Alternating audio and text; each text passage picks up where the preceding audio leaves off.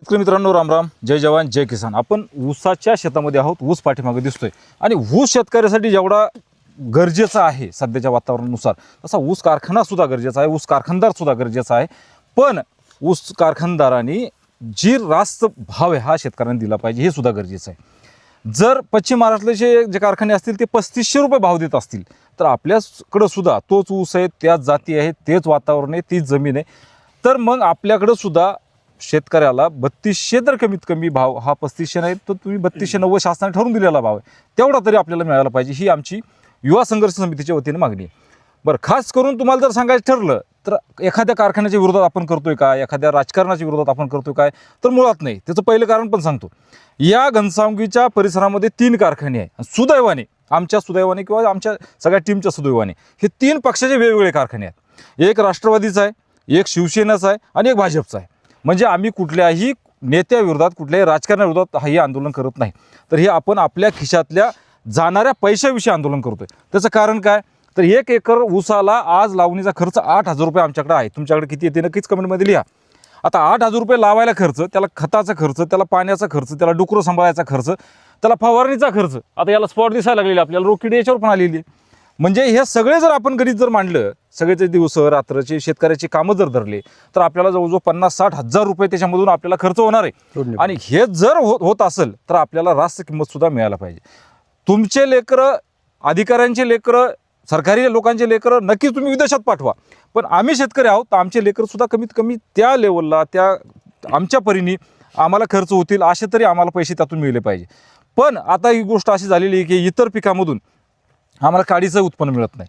नक्कीच आम्हाला ऊस शेती परवडती, तुम्ही आम्हाला मदत करताय, ऊस कारखानदारासाठी सुद्धा म्हणतो की तुम्ही आम्हाला मदतच करताय, पण त्याच्यामध्ये सुद्धा रास्त किंमत जर दुसरे कारखाने देत असतील तर आपणही द्यायला पाहिजे. आणि सरकारी नियम जर 3290 रुपये, बरोबर ना, FRP जर शासनाची 3290 असेल आणि ती जर 10.5 रिकव्हरीची असेल, 10.5 3550 ही 10.25 आणि रिकव्हरी कितीही कमी येऊ द्या, केंद्र शासनाने द्यावंच लागेल. 3290 रुपये हा बंधनकारक केलेला आहे. मग 3290 रुपये आपण जर शासनाने बंधनकारक केलेला आहे, तर तुम्हालाही माझा प्रश्न आहे, तर त्याच्यामध्ये तुम्हीही पुढे होऊन शेतकऱ्यांसाठी अजून याच्यासाठी आम्हाला तुम्ही मदत करा, आम्हाला तुम्ही मार्गदर्शन करा, तुमचे लोक ठेवा, आम्ही करायला तयार आहे.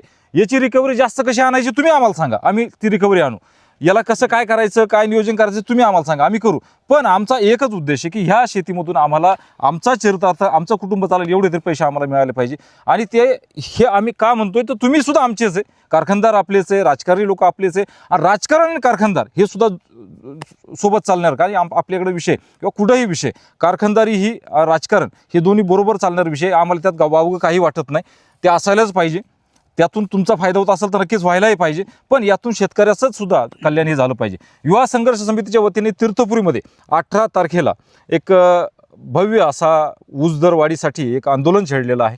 त्या आंदोलनासाठी, ते काय आंदोलन म्हणजे काय, तुम्हाला फक्त भांडायचंच काम आम्हाला राहिलेलं नाही किंवा तुम्ही आम्हाला भांडव हे आम्हाला गृहीत धरलेलं नाही, तर आपण दोघांनी, कारखानदारांनी शेतकरी दोघांनी एकत्र बसून याचा एक मार्ग काढावा आणि शेतकऱ्यांना तुम्ही पूरक आहात, तुम्ही चांगले काम करतायत, अजून चांगलं काम करावं आणि त्यासाठी आम्हाला योग्य ती भाववाढ त्यामध्ये मिळून आपल्याला द्यावी ही आपणास विनंती आहे. त्यासाठी आपल्या सर्व शेतकऱ्यांना मी विनंती करतो, 3290 जर शासनाने भाव ठरवून दिलेला असेल तर आपल्याला तो मिळालाच पाहिजे. आणि त्यासाठी आपण तीर्थपुरीला 18 डिसेंबर 2025ला दुर्गा माता देवीच्या समोर रोडवरती एक सभा आयोजित केलेली आहे, एक आंदोलन स्थळ आयोजित केलेलं आहे. त्या ठिकाणी आपण सर्वांनी यावं, त्या ठिकाणी आपण हा विषय कसा पुढे नेता येईल ते आपण त्या ठिकाणी सर्व काही रूपरेषा ठरवू आणि एक चांगलं आंदोलन त्या ठिकाणी घडून येणार आहे. तर आपण सगळ्यांनी यायला पाहिजे. तर किशोराबा, त्यानंतर ज्ञानेश्वर माऊली उडान, त्यानंतर चांदर साहेब, हे आम्ही सर्व आणि युवा संघर्ष समिती पूर्ण घनसावंगी यासाठी अहोरात्र झटत आहोत. आपलं सुद्धा योगदान आपण द्या, हा व्हिडिओ जास्तीत जास्त शेतकऱ्यांनापर्यंत पोहोचवा आणि असलेल्या ऊसाला आपला योग्य मोबदला आपल्याला मिळायला पाहिजे. हे तुम्हाला पटतं आणि मलाही पटतं, तर नक्की कारखानदाराला सुद्धा नक्की पटेल. फक्त आपण आपली माय आपण त्यांना म्हणू, जर लेकरू रडलं तर माय दूध पाजते. तर अशाच पद्धतीनं आपण जर रडलोच नाही शेतकरी, तर त्या कारखानदाराला सुद्धा कसं समजायचं. तर नक्की कारखानदार, सर्व राजकीय जे काही कार्यकर्ते असतील, तुम्ही सुद्धा शेतकरी आहात आणि मलाही माहिती आहे की जे आपल्याकडे राजकीय मंडळी आहे आणि जी कारखानदार मंडळी आहे ती सुद्धा खूप चाणक्य असे शेतकरी आहेत. त्यांना सुद्धा या सर्व गोष्टी कळते आणि नक्कीच आपण तीर्थपुरीला 18 डिसेंबर 2025 यावं ही आपणास विनंती करतो. युवा संघर्ष समितीचा विजय असो. जय जवान जय किसान. धन्यवाद. राम राम. शेतकरी एकजुटीचा विजय असो. शेतकरी एकजुटीचा विजय असो. जय जवान जय किसान. जय जवान. जय किसान. उसाला आमच्या भाव वाढ द्या. उसाला आमच्या भाव वाढ द्या. आमची मागणी भाव वाढ द्या.